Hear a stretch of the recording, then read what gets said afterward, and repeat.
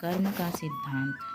अस्पताल में एक एक्सीडेंट का केस आया। अस्पताल के मालिक डॉक्टर ने तत्काल खुद जाकर आईसीयू में केस की जांच की। 2-3 घंटे के ऑपरेशन के बाद डॉक्टर बाहर आया और अपने स्टाफ को कहा कि इस व्यक्ति को किसी प्रकार की कमी या तकलीफ ना हो। उससे इलाज और दवा के पैसे ना लेने के लिए भी कहा। तकरीबन 15 दिन तक मरीज अस्पताल में रहा। जब बिल्कुल ठीक हो गया और उसको डिस्चार्ज करने का दिन आया तो उस मरीज का तकरीबन 2.5 लाख रुपए का बिल अस्पताल के मालिक और डॉक्टर की टेबल पर आया। डॉक्टर ने अपने अकाउंट मैनेजर को बुला करके कहा, इस व्यक्ति से एक पैसा भी नहीं लेना है। ऐसा करो, तुम उस मरीज को लेकर मेरे चैम्बर में आओ। मरीज व्हीलचेयर पर चैम्बर में लाया गया। डॉक्टर ने मरीज से पूछा, प्रवीण भाई, मुझे पहचानते हो? मरीज ने कहा, लगता तो है कि मैंने आपको कहीं देखा है। डॉक्टर ने कहा, याद करो, अंदाजन 2 साल पहले सूर्यास्त के समय शहर से दूर उस जंगल में तुमने एक गाड़ी ठीक की थी। उस रोज़ मैं परिवार सहित पिकनिक मनाकर लौट रहा था कि अचानक कार में से धुआं निकलने लगा और गाड़ी बंद हो गई। कार एक तरफ खड़ी कर हम लोगों ने चालू करने की कोशिश की, परंतु कार चालू नहीं हुई। अंधेरा थोड़ा थोड़ा घिरने लगा था। चारों ओर जंगल और सुनसान था।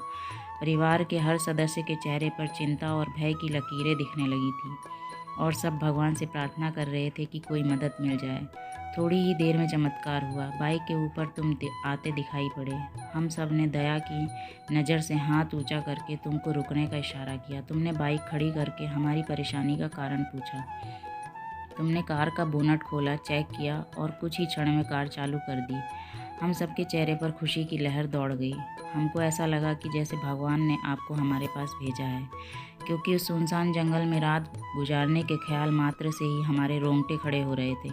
तुमने मुझे बताया था कि तुम एक गैरेज चलाते हो। मैंने तुम्हारा आभार जताते हुए कहा था कि रुपए पास में होते हुए भी ऐसी मुश्किल समय में मदद नहीं मिलती। तुमने ऐसे कठिन समय में हमारी मदद की। इस मदद की कोई कीमत नहीं है, यह अमूल्य है। परंतु फिर भी मैं पूछना चाहता हूँ कि आपको कितने पैसे दूँ? उस समय तुमने मेरे आगे हाथ जोड़कर जो शब्द कहे थे, वह शब्द मेरे जीवन की प्रेरणा बन गए। तुमने कहा था कि मेरा नियम और सिद्धांत है कि मैं मुश्किल में पड़े व्यक्ति की मदद के बदले कभी कुछ नहीं लेता। मेरी इस मजदूरी का हिसाब भगवान रखते हैं।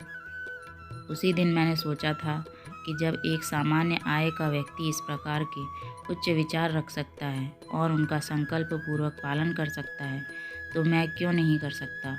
और मैंने भी अपने जीवन में यही संकल्प ले लिया है। 2 साल हो गए हैं, मुझे कभी कोई कमी नहीं पड़ी। अपेक्षा पहले से भी अधिक मिल रहा है। यह अस्पताल मेरा है, तुम यहाँ मेरे मेहमान हो और तुम्हारे ही बताए हुए नियम के अनुसार मैं तुमसे कुछ भी नहीं ले सकता। ये तो भगवान की कृपा है कि उसने मुझे ऐसी प्रेरणा देने वाले व्यक्ति की सेवा करने का मौका मुझे दिया।